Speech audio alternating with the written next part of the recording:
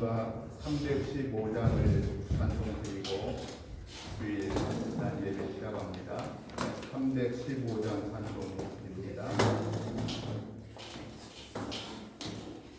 내 주 되신 주를 참 사랑하고 꼭 그에게 죄를 각오합니다. 그 은혜를 주신 내 예수시니 이전보다 더욱 사랑합니다. 주 날 사랑하사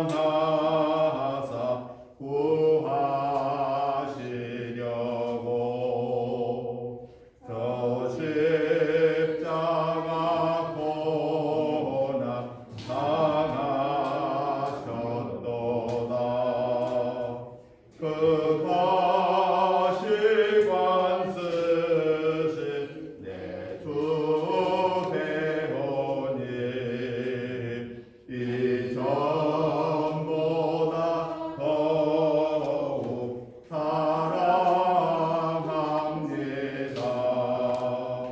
내 평생에 힘쓸 그 큰 의무는 주의 덕을 늘 기림이라. 숨질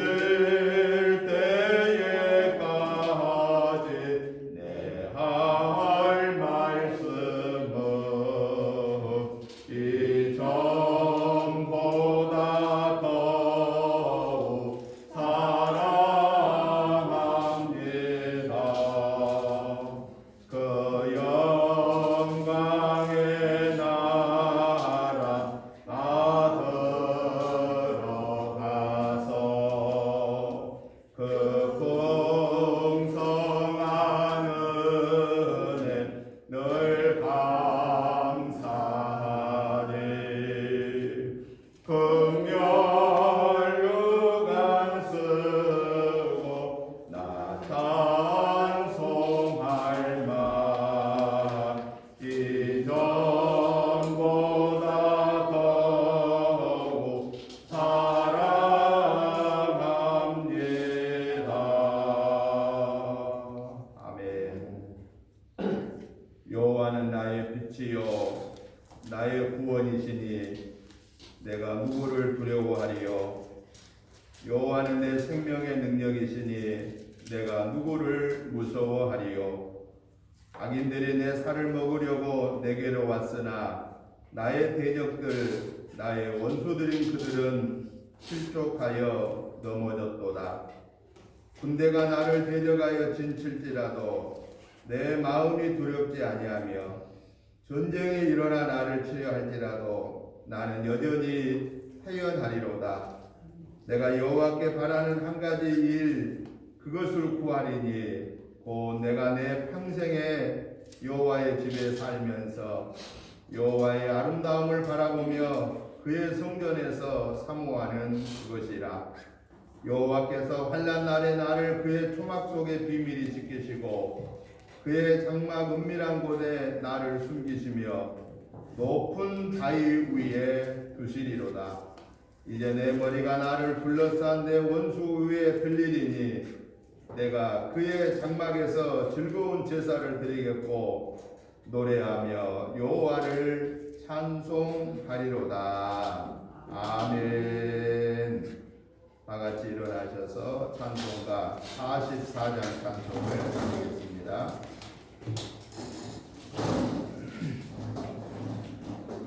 지난 일의 동안에 예수 인도했으니 주의 전에 모여서 감상송합니다. 가장 복된 이 날은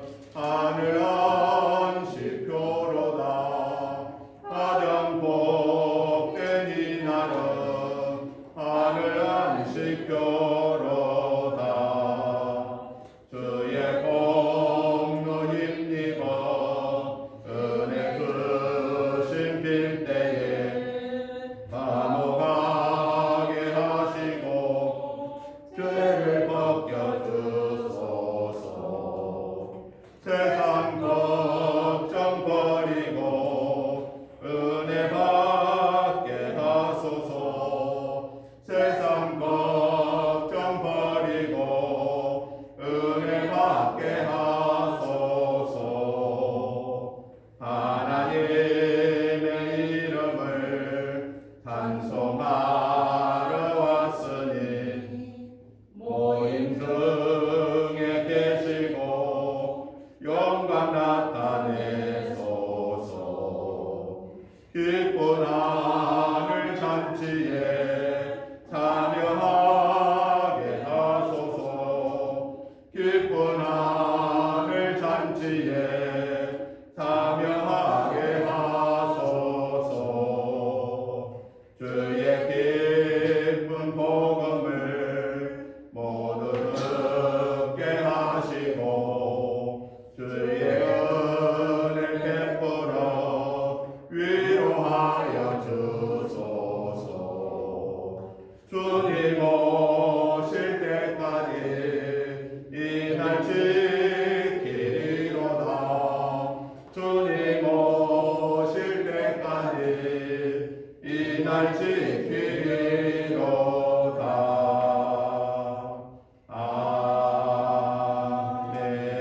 아멘. 교동문 25번 말씀을 교도하시겠습니다. 찬송가 뒤에 교동문 25번입니다.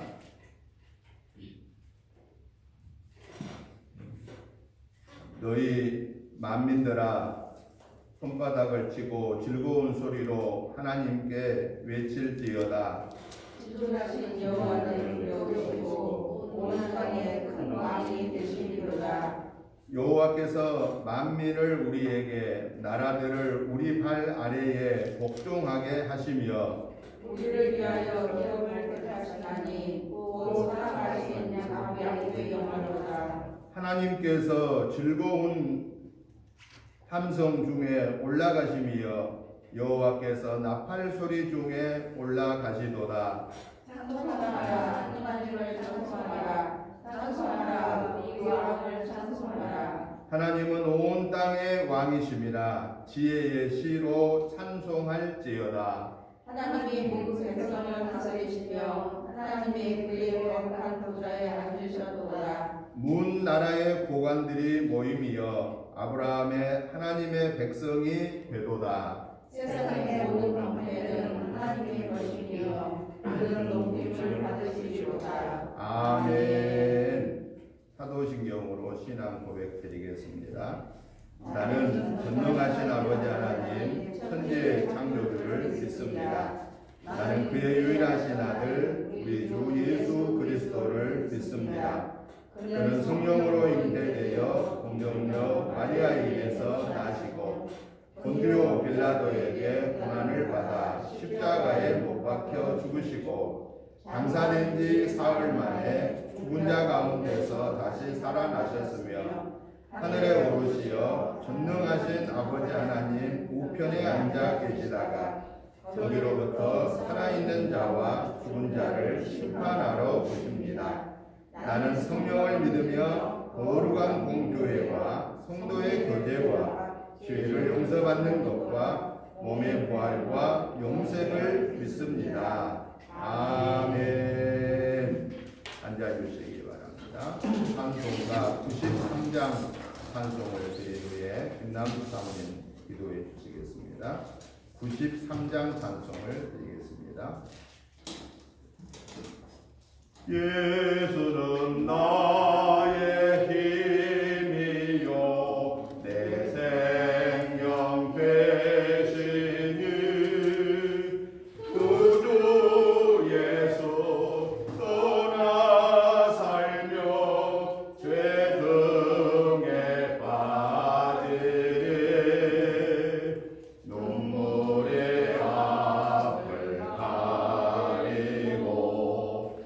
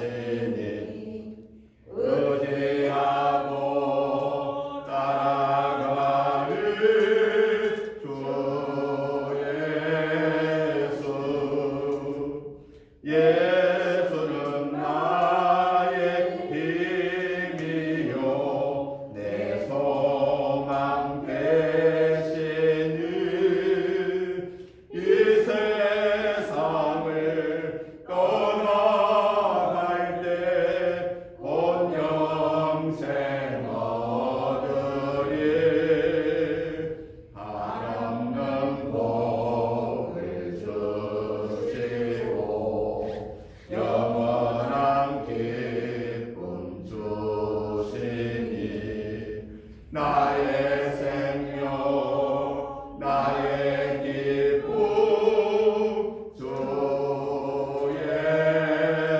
예수. 아멘.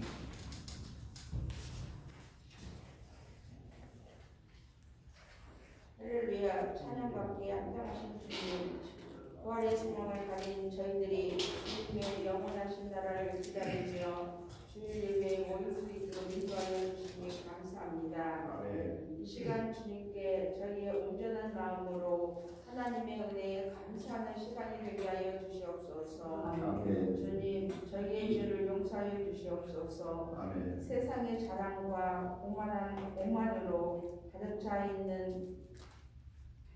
차 있으며 주님을 사랑하기보다 저희 자신을 내세우고 자랑하기에 급급한 삶을 살았습니다. 아버지. 주님의 은혜 안에 살면서도 교만한 습성을 버리지 못하는 저희를 긍휼히 여기시고 아멘. 용서하여 주시옵소서. 아멘. 사람의 몸을 입으시고 이 땅에 오시어 십자가에 달려 죽기까지 하나님의 영광을 나타내고자 하신 주님처럼 저희도 주님의 영광을 위하여 겸손의 삶을 실천하는 주님의 사람이 되게 하여 주시옵소서. 아멘. 교회의 머리 되신 주님, 주님의 몸된 교회를 이곳 유천동에 세우셔서 아멘. 죄중에 헤매는 영혼들을 생명의 길로 인도할 수 있는 군대가 되게 하여 주시옵소서. 아멘. 죄에 빠진 영혼을 살리기 위하여 늘 기도하고 전도하는 교회가 되게 하여 주시고 아멘. 교회에 발을 들여놓는 사람마다 낙심과 좌절이 변하여 희망을 얻게 하시고 아멘. 병든 심령들이 치료받는 주님의 능력이 나타나는 교회가 되게 하여 주시옵소서. 아멘. 교회를 위하여 주님이 세우신 직분자들을 기억하여 주시고 아멘. 순종하고 겸손의 주님을 닮아가는 복된 일꾼들이 되게 하여 주시옵소서. 아멘. 난 단위에 세우신 목사님을 성령께서 늘 지켜주시며 축복하여 주시옵소서. 아멘. 말씀을 선포하실 때마다 성령님 함께하여 주시어 말씀 듣는 모든 성도들이 말씀대로 순종하는 삶 살게 하여 주시옵소서. 아멘. 우리를 죄에서 보내주신 우리 주님 예수님의 이름으로 기도드립니다. 아멘. 하나님의 말씀을 보겠습니다. 하나님의 말씀은 마태복음 22장 34절부터 40절 말씀까지 우리 다 같이 한음성으로 보시겠습니다. 마태복음 22장 34절부터 40절 말씀까지를 우리 다 같이 한음성으로 보시겠습니다. 예수께서 사두개인들로 대답할 수 없게 하셨다함을 바리새인들이 듣고 모였는데 그 중에 한 율법사가 예수를 시험하여 묻되 선생님, 율법 중에서 어느 명령이 크니이까? 예수께서 이르시되 내 마음을 다하고 목숨을 다하고 뜻을 다하여 주 너희 하나님을 사랑하라 하셨으니 이것이 크고 첫째 되는 계명이요 둘째로 이와 같으니 내 이웃을 내 자신과 같이 사랑하라 하셨으니 이 두 계명이 온 율법과 선지자의 강령이니라. 아멘. 네. 오늘 우리가 같이 보신 마태복음 22장 34절부터 40절의 말씀의 내용을 보면은 바리새인 중에 한 율법사가 예수님을 시험하고자 어느 계명이 크냐라고 질문을 하였을 때에 예수님께서 이 율법적인 질문에 복음적으로 대답하신 그런 내용입니다. 그래서 저는 오늘 본문의 말씀을 중심해서 율법과 복음이라고 하는 이런 주제로 오늘 말씀을 두 가지로 살펴보면서 말씀의 은혜를 받고자 합니다. 먼저 오늘 본문 34절부터 36절에 있는 내용을 보면은 바리새인 중에 한 율법사가 예수님에게 율법적인 질문을 하였는데 그 율법적인 질문의 내용이 어느 계명이 큽니까? 라고 이렇게 물었습니다.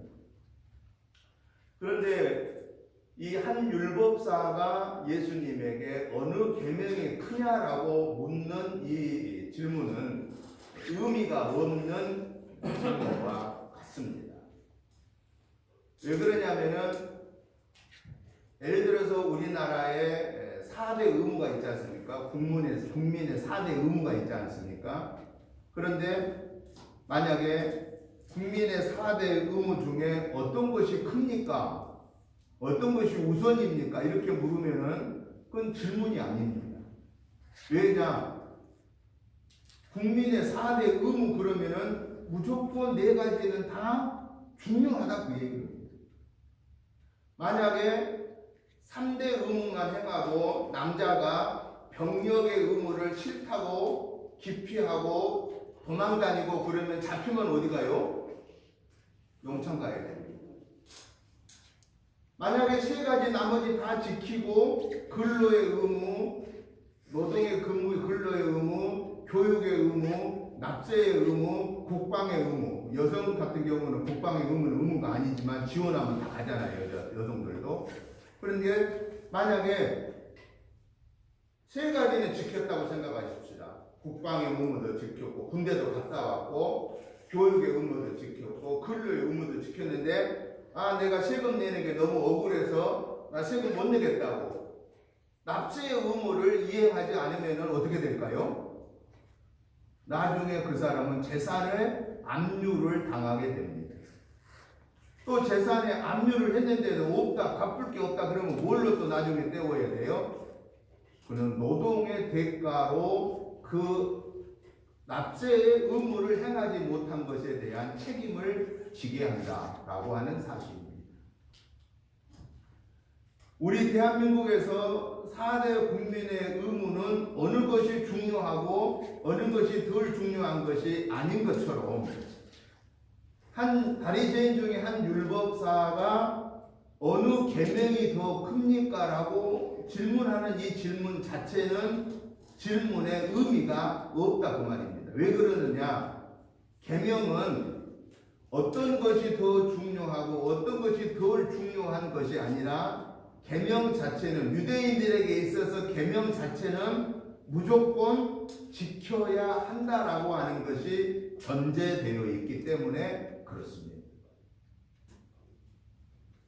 무조건 계명은 지켜야 돼요.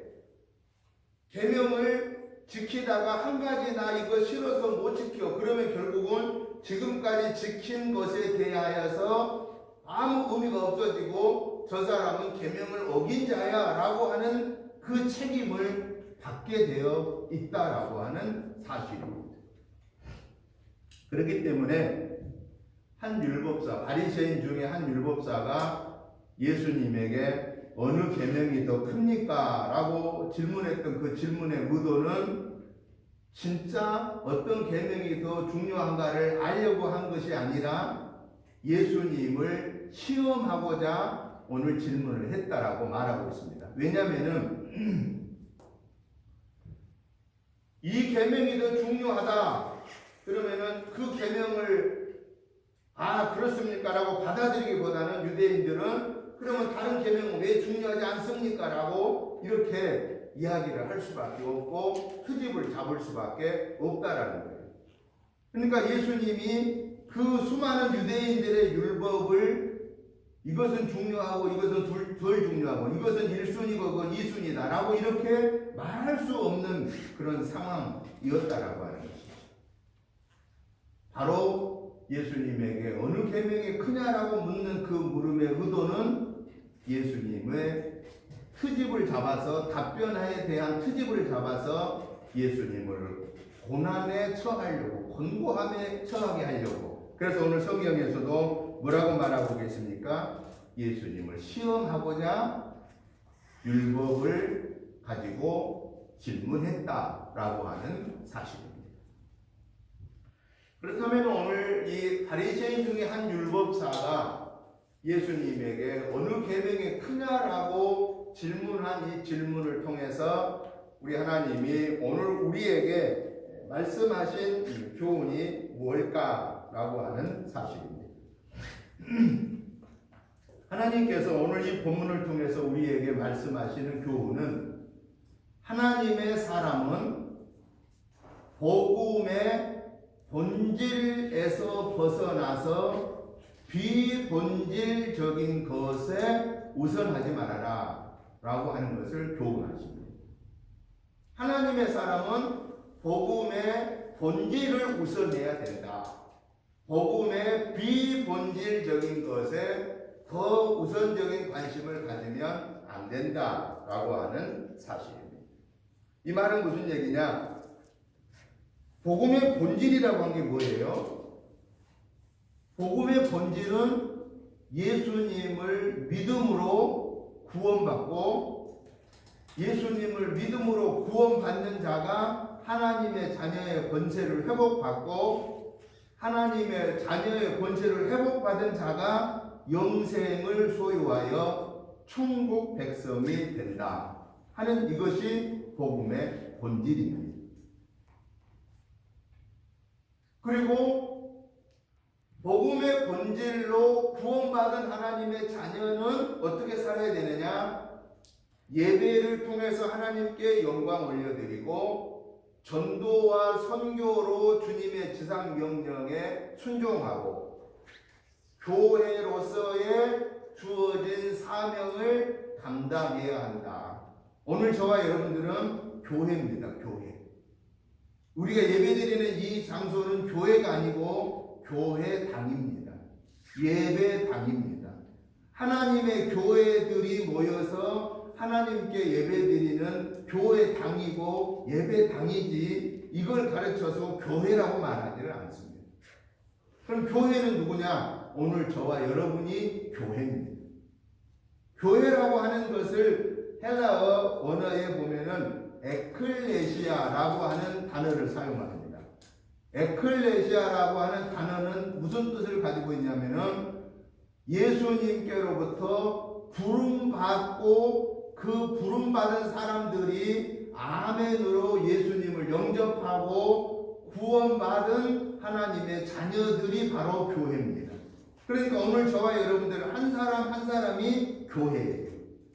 그 교회에 한 사람 한 사람이 모여서 어떤 교회를 형성하고 있습니까? 은혜 교회라고 하는 것을 형성하고 있고 은혜 교회인 우리가 모여서 예배를 드리는 이 장소가 은혜 교회 예배당이다 라고 하는 사실입니다. 그래서 요즘도 서울이나 어느 다른 지역에 가보면은 그 교회에다가 뭐라고 이름을 붙였냐면은 어느 교회 예배당 이렇게 붙여놓은 교회들도 있습니다. 엄밀히 말하면 그 건물로서는 그 교회 예배당이 맞습니다. 그런데 보편적으로 그냥 어느 교회, 예를 들어서 우리가 은혜교회, 그러면 은혜교회가 이 교회 건물 전부가 다 포함되는 것이라고 말합니다. 그 말이 맞습니다. 예, 교회인 저와 여러분들 성도들이 모여서 예배드리는 또 교육하는 또 친교하는 교제하는 그러한 장소로 사용되기 때문에 넓은 의미로서 그냥 교회라고 이렇게 말을 하고 된다라는 사실이죠.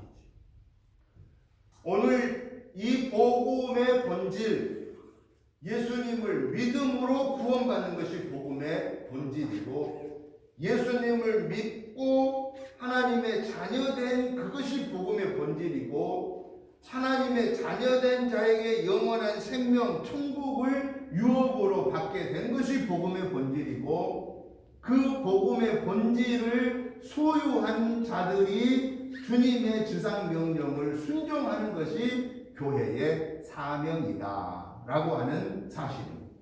그렇기 때문에 오늘 저와 여러분들은 은혜교회 본질을 우리는 절대로 벗어나서는 안 된다고 말입니다. 은혜교회 본질이 뭐냐? 예수를 믿어야 구원받는다라는 겁니다. 이건 절대 우리가 양보하면 교회가 의미가 없어져요. 교회가 있을 의미가 없어요. 이걸 부인하면. 그런데 어떤 교단들은, 특별히 또 선교 단체들은 어떤 그 면에 약한 면이 있느냐? 교회당을 별 필요 없이 생각하고 거기에 목사가 없어도 된다고 생각하는 그러한 약한 면을 보이고 있습니다. 그런데 그는 잘못된 겁니다. 왜냐? 성경에 하나님이 교회에 제도를 주셨는데 교회에 목사, 사도를 허락하셨고 장로를 허락하셨고 안수 집사가 성경에 나오지 않습니까? 사도인 목사, 감독, 장로, 안수 집사가 성경에 나와요. 그렇기 때문에 그것을 부인하는 그런 교단들, 잘못된 교단들이 있다라고 하는 거죠. 그것은 온당치 않습니다. 교회가 교회의 사명을 감당하려면은 교회의 본질이 무엇인가를 분명하게 알아야 되고 교회에게 주어진 사명이 무엇인가를 확실하게 알아야 된다 하는 겁니다. 그런데 간혹 교회들이 교회의 이 본질을 망각하고 교회의 비본질적인 것에 우선하는 경우가 있다라는 겁니다. 교회의 본질이 예수님 믿고 구원받고 하나님의 자녀의 권세를 회복받고 예배드리고 하나님께 영광 올려드리고 교육하고 친교하고 그리고 충전받아서 나아가서 복음 증거하는 사명을 감당하는 것이 그게 교회의 본질이거든요. 그런데 그것보다도 다른 것을 우선하는, 예를 들어서 교회 다니면은 돈을 많이 벌고 부자가 된다라는 거, 교회 다니면은 건강해진다고 하는 거, 교회 다니면은 명예가 올라간다고 하는 거, 이런 것들이 교회의 본질로 착각하면은 그 교회는 이미 병든 교회가 된다라는 겁니다. 여러분, 예배당이 왜 필요합니까?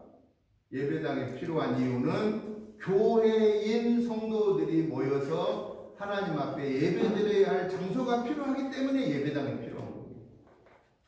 왜 예배당이 필요합니까? 교회인 성도들이 모여서 하나님의 말씀을 교육받아야 하는 장소가 필요하기 때문에 예배당이 필요합니다.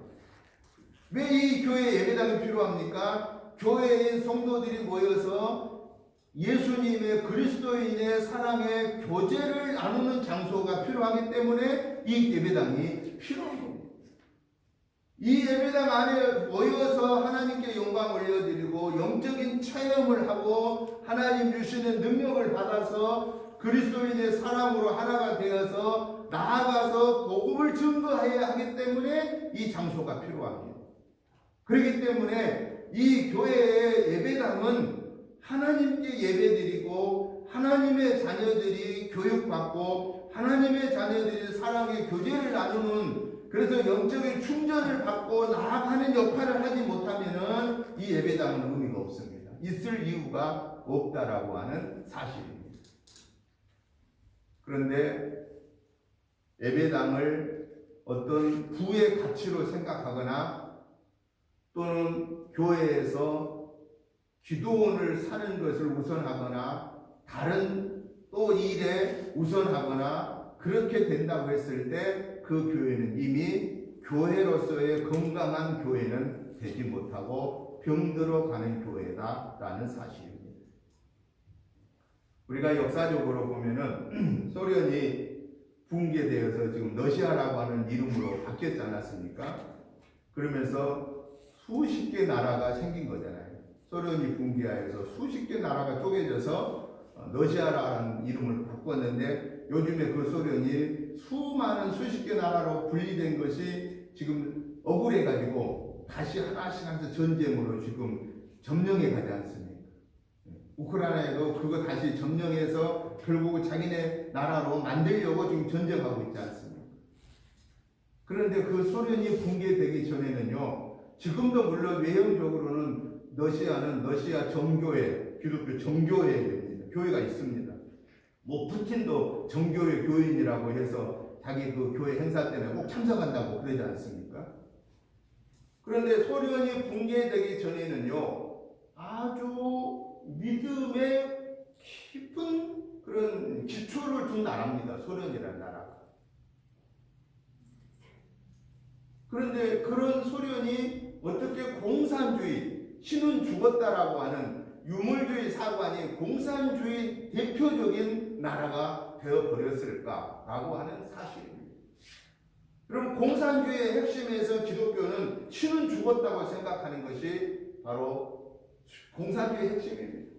그래서 기독교는 아편과 같다고 생각하는 것이 이 공산주의의 핵심입니다. 하나님을 섬기던 그 소련이 어떻게 신은 죽었다라고 하는 그러한 주장을 하게 되는 사람이 나올 수밖에 없었느냐라는 겁니다. 그것은 소련이 붕괴되기 전에 볼셰비키 혁명 전에 소련의 교회가 교회의 본질을 망각하고 비본질적인 것에 우선했습니다. 예를 들어서 사제들이, 오늘 말하면 우리 개신교로 말하면 목사죠. 목사들이 가운을 입지 않습니까? 가운을 입고 후드를 이렇게 달지 않습니까? 그것을 후드 색깔이 무슨 색깔이어야 된다, 수술이 어떻게 해야 된다, 이걸 가지고 계속해서 서로 싸우고 있었습니다. 그래서 볼셰비키 혁명이 일어나서 보니까 이 교회가 국가에 아무런 이익을 주지 않고 지네끼리 싸움만 하고 있는 거예요. 결국은 기독교는 볼셰비키 혁명 이후에 탄압의 대상이 되고 말았습니다. 우호적인 관계에 있던 기독교가 탄압의 대상이 되어버렸다라는 사실입니다. 우리 대한민국이 오늘의 이만큼의 문명이 거의 퇴치되고 삶이 윤택해지게 된 것은 결국 무엇 때문이었느냐? 우리 한국의 역사를 통해 보았을 때에 기독교가 한국에 들어와서 복음의 확산이 될 때마다 한국은 부흥했습니다. 성장했습니다. 경제적으로 성장하고 국가의 국력이 올라가고 세계 200개 나라 중에서 세계 10위권에 가는 그런 대한민국이 되었는데, 그 밑바탕에 뭐가 있었느냐? 복음이 들어와서, 선교사들을 통하여서 복음이 들어와서 우리 대한민국의 의식을 바꾸고 정신앙심을 바꾸고, 그래서 다시 교육을 하고 의료 혜택을 주기 시작하고, 우리 대한민국의 문명 퇴치를 이루고 서양 문명을 받아들여서 우리가 다시 잘 살 수 있는 이 모든 기술을 도입하게 한 것들이 어디서부터 시작됐느냐? 기독교가 대한민국에 들어오면서부터 정착하기 시작했다라는 것입니다. 그리고 우리 한국의 초기의 성도님들이 그 수많은 환난을 당하고 예수 믿는다는 것 때문에 순교당한 그 아픔 속에서도 믿음을 지킨 그 결과 하나님은 우리 대한민국을 이렇게 축복해 주셔서 지금은 우리 대한민국이 다른 나라를 많이 돕는 그런 나라가 되었습니다. 그런데 오늘 이 시점에서 우리가 꼭 기억해야 될 사실은, 소련이 붕괴되기 전에 하나님을 중심하였던 나라가 교회가 교회의 본질을 망각하고 비본질적인 것에 우선하여 다투다가 결국은 기독교가 핍박의 대상이 됐던 것과 같이, 오늘의 우리 대한민국 교회가 복음의 본질, 예수를 믿음으로 구원받습니다.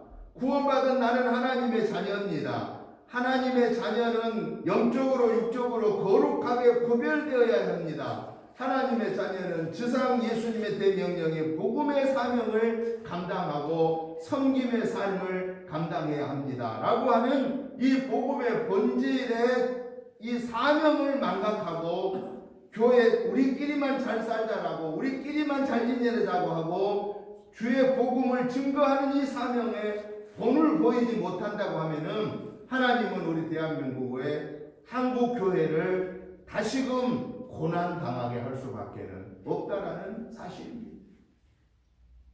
여러분 현재 우리 정부에서 불교를 나쁘다고 한 적 보셨습니까? 방송 나오지도 않습니다. 순주교를 나쁘다고 평가한 거 보셨습니까? 나오지도 않습니다. 어디만 계속 공격합니까? 한국 개신교, 기독교만 공격합니다.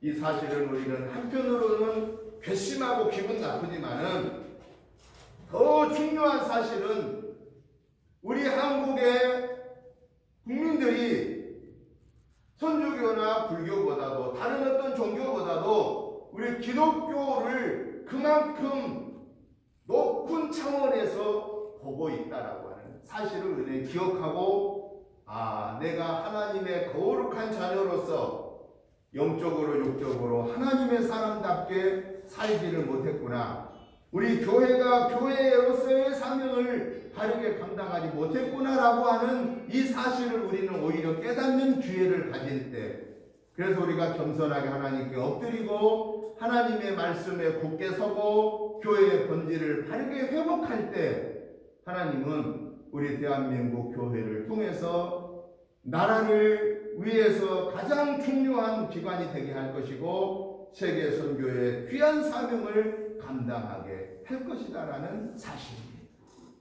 그러므로 오늘 저와 여러분들은 우리 은혜교회라고 하는 이 교회의 구성원으로 하나님이 허락하셨으니, 오늘 저와 여러분들은 교회의 은혜교회의 본질, 예수님을 믿음으로 구원받습니다. 예수님을 믿음으로 구원받는 자는 다시 하나님의 자녀의 권세를 회복받습니다. 하나님의 자녀의 권세를 회복받은 자는 영원한 영생을 얻어 천국을 유업으로 받습니다. 그리고 하나님의 말씀대로 지상된 명령을 순종하여 전도하고 선교하고 구제하고 양육하고 우리가 섬김의 삶을 살 때 하나님은 우리를 축복하십니다. 나를 통해서 천하보다 귀한 영혼을 건지십니다라고 하는 이 약속을 믿고 섬기고 순종함으로써 저와 여러분들 때문에 우리 은혜교회가 하나님 영광을 드러내는 교회, 대한민국 교회가 하나님의 영광을 드러내는 교회로서의 본질을 온전하게 감당하는 복된 삶이 되시기를 주님의 이름으로 축복합니다. 마지막 두 번째 37절부터 40절에서 말씀의 내용을 보면은 바리새인의 한 율법사의 율법적인 질문에 예수님의 답변은 뭐로 답변하셨느냐? 복음으로 답변하셨습니다. 율법으로 답변하시지 않았습니다. 왜냐하면 율법으로 답변하시면 올무에 걸려듭니다. 마치 예수님이 또 시험을 하려고 다가온 사람들 중에 가이사에게 세를 바쳐야 됩니까? 바치지 말아야 됩니까? 라고 물었잖아요. 그럼 만약에 가이사에게 이방인 지도자에게 세금을 바치라고 그러면 어떻게 유대인으로서 이방인 지도자에게 세금을 내라고 그러느냐고 얘기할 것이고, 만약에 세금을 바치지 말라고 그러면 가이사를 충동해서 저 예수가 세금을 내지 못하겠다 해서 예수님을 고난에 빠지게 하려고 시험했습니다. 그때 예수님이 뭐라고 답변합니까? 동전을 내보여라. 보였습니다. 이게 누구 거, 그 동전에 형상이 있습니다. 누구의 형상이냐? 가이사의 형상입니다. 가이사의 것은 가이사에게, 하나님의 것은 하나님에게 드리라라고 하심으로 예수님을 시험하려고 했던 자들이 돌아가 버리고 말았다고 하는 사실을 우리는 성경에서 볼 수 있습니다.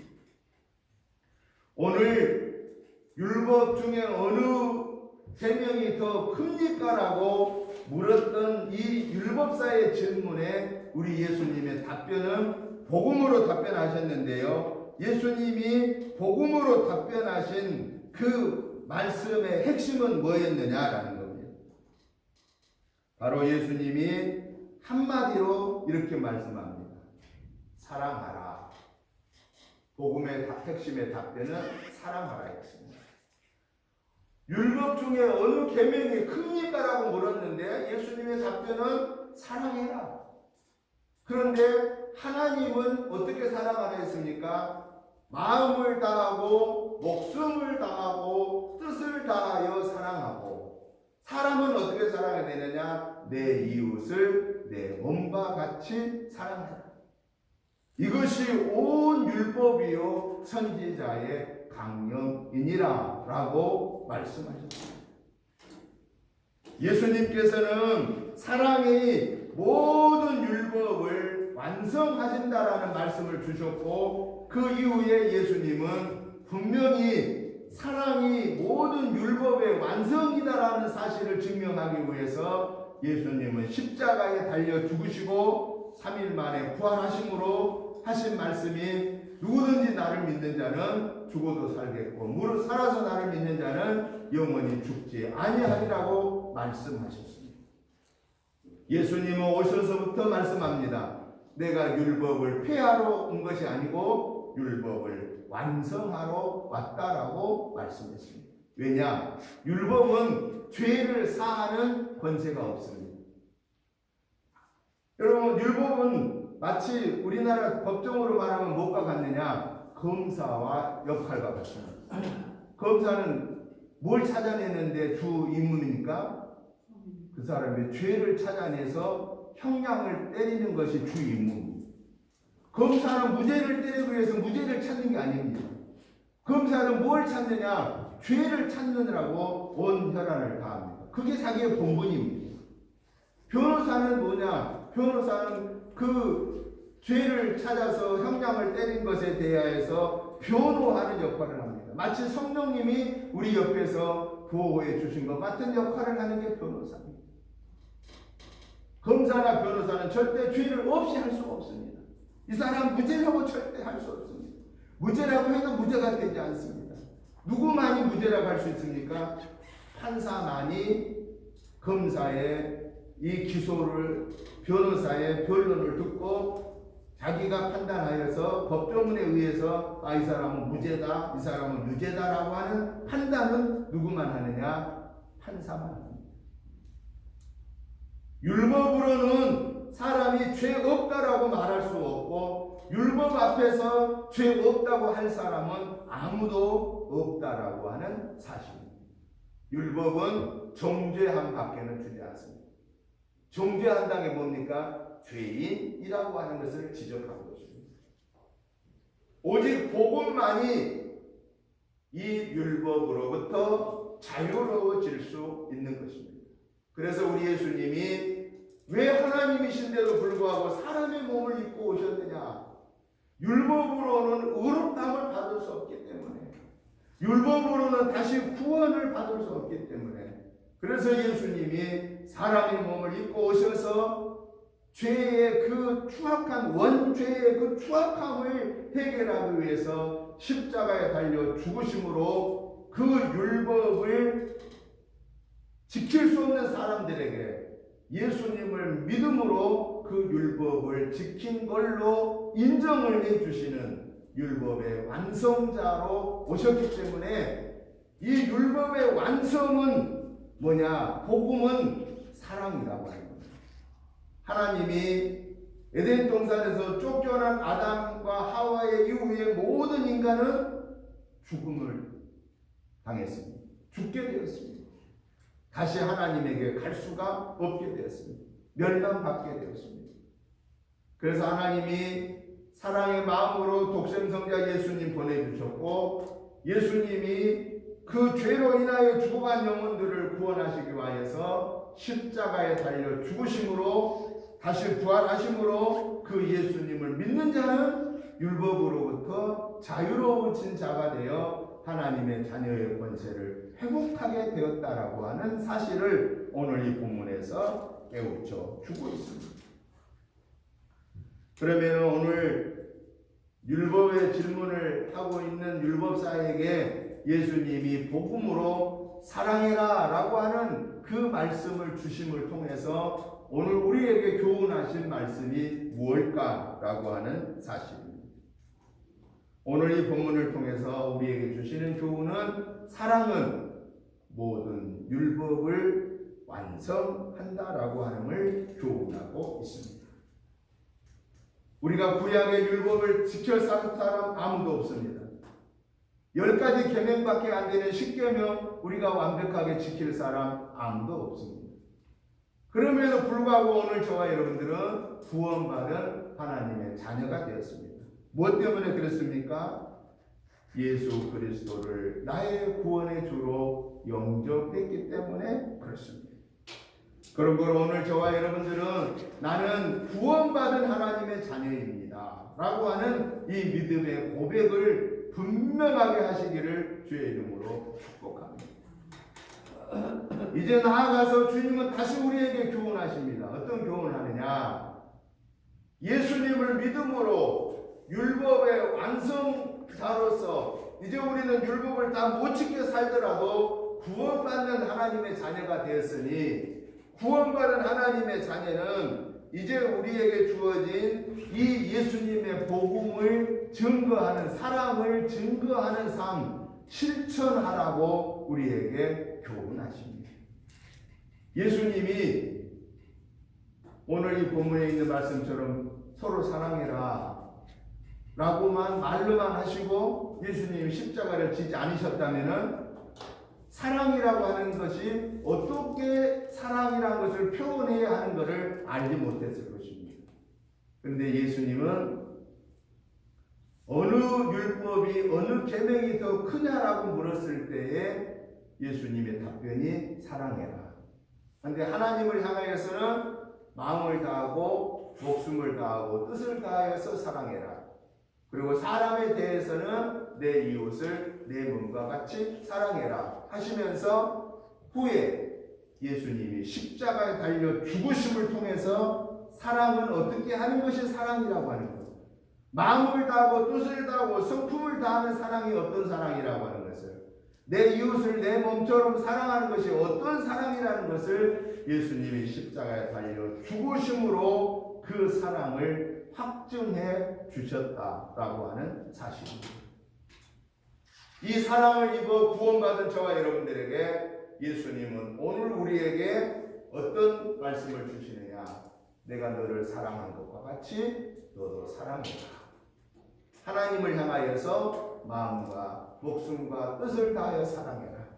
내 이웃을 향하여서 내 이웃이 네 몸과 같이 여기고 내 이웃을 사랑해라 라고 하신 말씀을 주고 계십니다. 그러면 이제 저와 여러분들은 주님의 이 명령에 순종해야 됩니다. 어떻게 사랑할까요? 내게 있는 옷 같은 거 다 나눠주면서 사랑할까요? 내 통장에 있는 거 다 찾아다가 다 나눠주면서 사랑할까요? 최고의 사랑은 영혼을 구원하는 것입니다. 예수님을 알지 못하는 자에게 예수님의 복음을 증거하는 것이 최고의 사랑입니다. 그 예수님의 복음을 증거하기 위해서 내게 주어진 시간을 투자하는 겁니다. 그 예수님의 복음을 증거하기 위해서 내게 주어진 달란트를 투자하는 겁니다. 지혜가 높은 사람은 지혜를 투자하고, 물질이 좀 여유 있는 물질을 투자하고, 건강이 여유 있으면 건강을 가지고 투자하고, 복음이 증거되기 위해서 시간과 달란트와 물질을 모든 하나님이 주신 그 총끝을 다 총동원하여서 천하보다 귀한 영혼이 예수님을 영접하도록 하기 위해서 우리가 순종하는 것이 바로 사랑의 삶입니다. 사랑은 말로만 사랑이 아닙니다. 사랑은 실천이 사랑입니다. 부모가 자식을 사랑할 때 자기의 생명보다도 자식을 귀하게 여기고 희생한 것과 같이 주님을 사랑하는 저와 여러분들을 주님이 내게 주신 십자가 지고 주님의 길을 따라가는 것이고, 이 땅에서 사람들에게 그 사랑을 실천하는 것이고, 교회가 핍박을 받는 이유는 우리끼리는 서로 사랑했는데, 우리끼리는 서로 잘 하나가 되었는데 주님이 주신 지상 명령에 복음을 증거하지 못했고 섬기지 못했다고 하는 것이 우리의 지탄거리의 대상이 되기도 했다라는 사실입니다.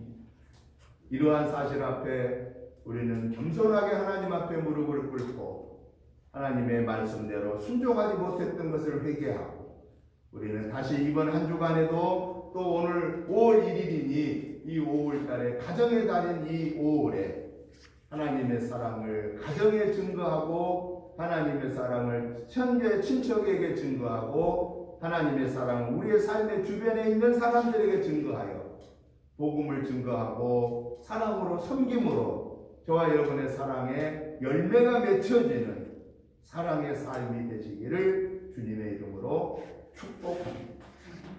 이 시간에 우리 다 같이 한 1분 동안 하나님 앞에 기도하십시다.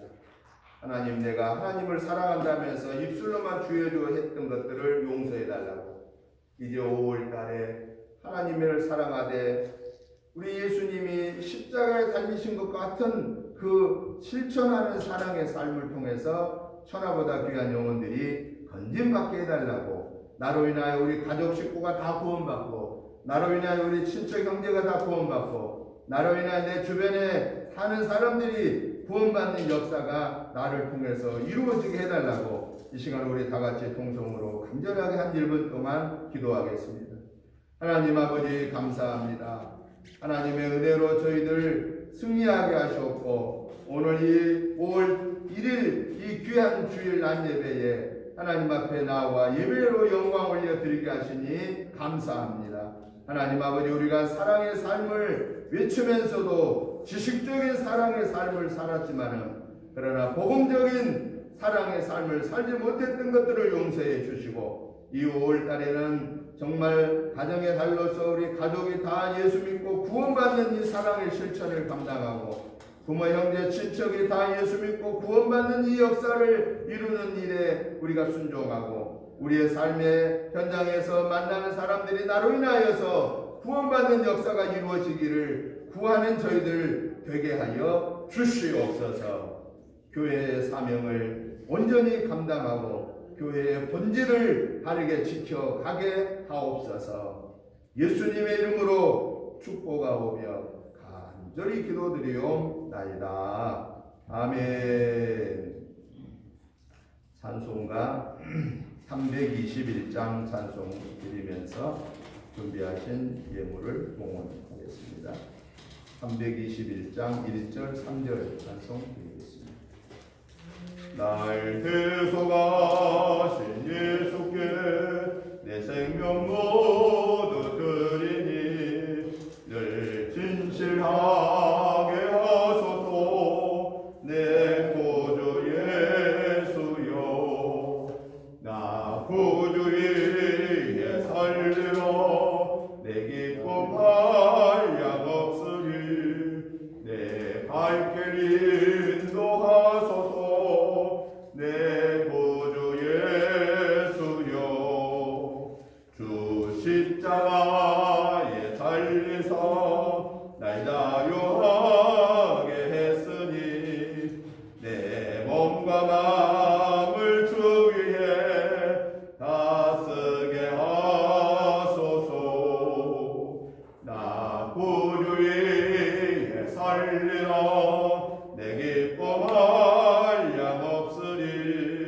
내 갈 길 인도하소서. 내 구주 예수여.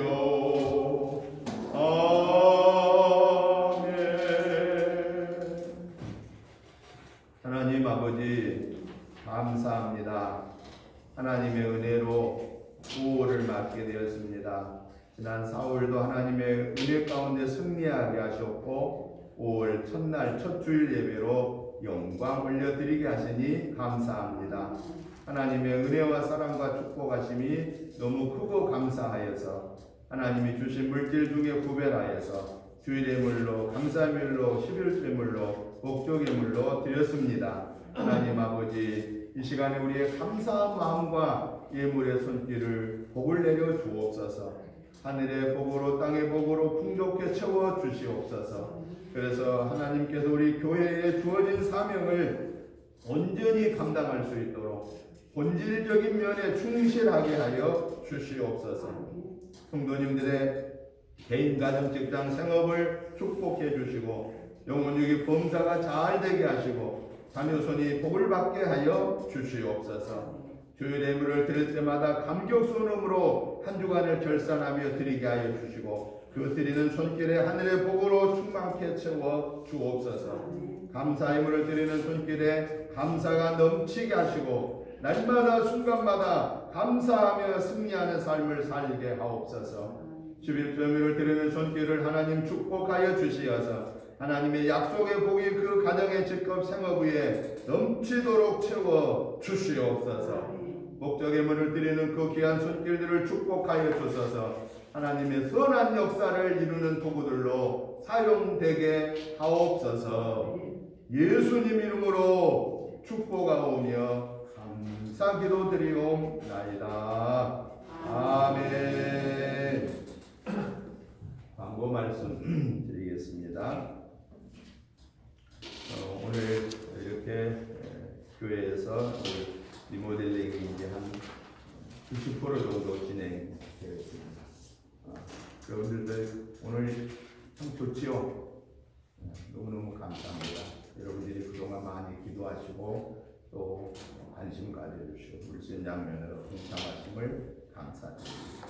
이제 예배당 뿐만 아니라 이제 다음 주부터 이제 교육관 쪽으로 주택 쪽으로 이제 일이 시작될 것입니다.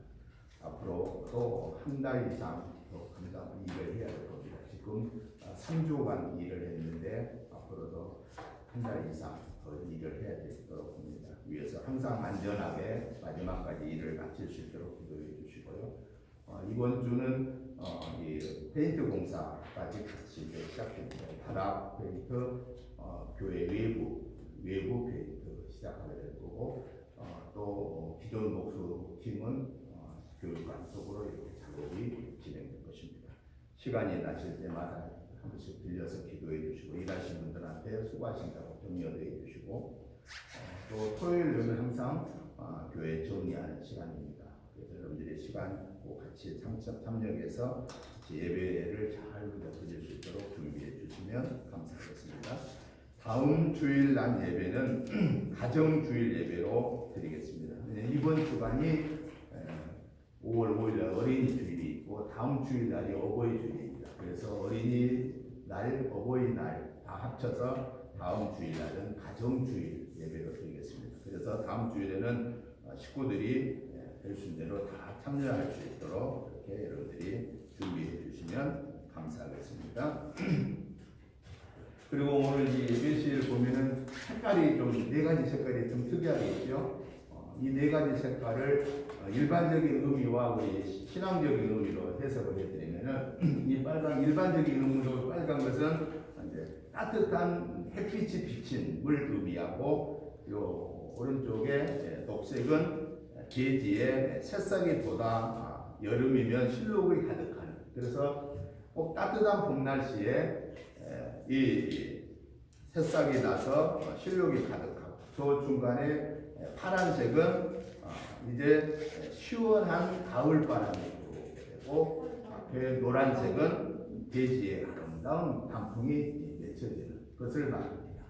신앙적으로 보면은 이제 뭐냐 이 빨간 것은 하나님의 구원의 은혜가 우리에게 임하였을 때, 그 다음에 이 녹색은 땅에 있는 우리 믿음의 사람들의 마음에 새 생명이 넘쳐나게 되고 또 중간에 파란색은 성령의 바람이 우리에게 임하여서 노란색은 성도들의 삶과 인격이 아름다워지는 것을 의미합니다. 그래서 여러분들이 이렇게 딱 볼 때 하나님의 은혜로 우리의 믿음이 성장하고 성령의 강권하신 역사로 아름다운 열매를 맺어서 하나님의 자녀로 살아가게 하옵소서. 이 네 가지 보면서 항상 우리는 그런 생각하면서 믿음 생활하면은 그 의미가 있지 않을까 생각합니다. 그래서 여러분 꼭 교회 들어올 때마다 이 네 가지를 생각하시기 바랍니다. 하나님의 은혜로 믿음이 성장하여 성령의 강권하심을 통해서 아름다운 열매를 맺고 하나님의 주신 축복을 받는 삶을 감사합니다 하는 그런 마음을 가질 때 이 네 가지 이 테마를 만들어 놓은 것이 우리에게 큰 의미가 있습니다. 꼭 기억해 주시면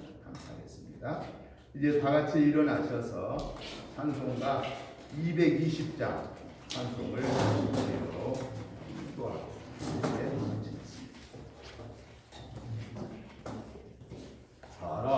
사랑하는 주님 앞에 형제자매 한자리에 크신 은혜 생각하며 즐거운 찬송 부르리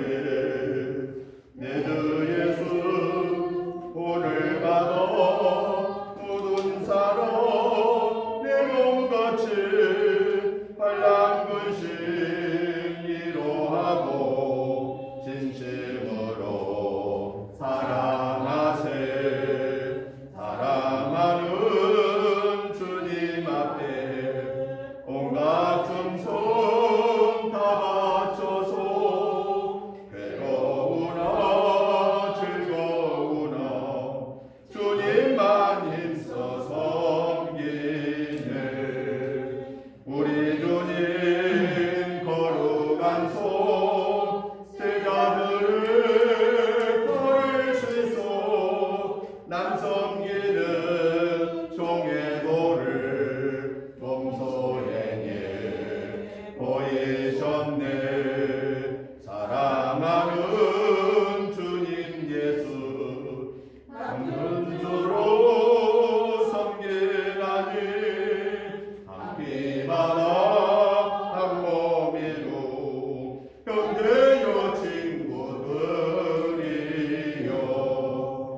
눈같이 친밀하고 마음으로 하나 되어 우리 주님 크신 뜻을 지성으로 준행하세. 아멘. 이제는 우리 주 예수 그리스도의 크신 은혜와 아버지 하나님의 지극하신 사랑하심과 성령님의 감동 감화 충만한 역사하심이 오늘도 복음적으로 구원의 은혜를 감사 감격하면서 성령의 인도 속에서 기뻐 찬양하며 주님의 뒤를 나아가는 삶을 살겠습니다라고 다짐하는 저희들과 가정과 자녀손들 천대와 저들의 직장과 생업과 저들의 모든 사업들을 위해와 특별히 우리 은혜재단과 이 유천동 지역과 평택 지역과 나라와 민족 위에 이제부터 영원토록 함께 계시옵기를 간절히